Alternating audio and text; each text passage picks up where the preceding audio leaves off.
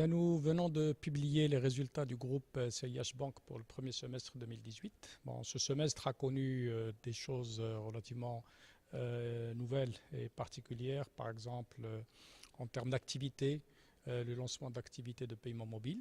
On l'avait déjà annoncé à la fin de l'année 2017 et effectivement, dès le deuxième trimestre, comme on l'avait dit, 2018, notre plateforme WePay, donc qui permet aux gens d'ouvrir des comptes sur mobile et d'avoir un moyen de paiement en utilisant leur mobile est opérationnel. Nous attendons évidemment le développement de ces plateformes maintenant pour qu'il y ait l'interopérabilité entre les différents systèmes et puis évidemment l'usage de ce mode nouveau pour payer alors qu'il y a déjà des opérations comme le transfert. Au niveau financier, c'est aussi un semestre qui a connu l'adoption de normes très nouvelles et assez contraignantes qui sont les IFRS 9. En fait, c'est une nouvelle norme comptable mondiale impose aux banques, chaque fois qu'elles font un nouveau prêt ou chaque fois qu'elles augmentent leurs encours sur un client, de mettre une provision tout de suite pour risque.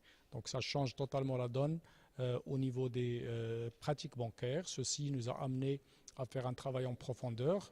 Aujourd'hui, on connaît les conséquences. Donc, nous avons un impact sur les fonds propres de 200 millions qui est tout à fait supportable et l'un des plus bas de la place. Nous avons aussi l'impact sur le premier semestre que nous avons mesuré, donc qui est de l'ordre de 40 millions sur les comptes du groupe.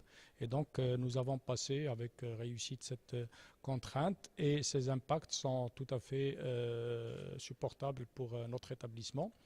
Globalement, ça reste dans une conjoncture, on va dire, qui voit le marché des prêts se redresser progressivement, le marché de dépôt bancaire aussi.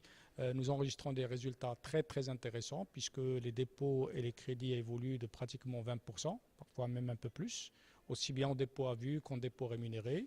Et sur l'ensemble des crédits, nous continuons à financer évidemment l'immobilier, qui est notre activité classique, mais nous avons une évolution de pratiquement 30% sur l'ensemble des financements en dehors du secteur de l'immobilier. Donc la diversification de la banque est là.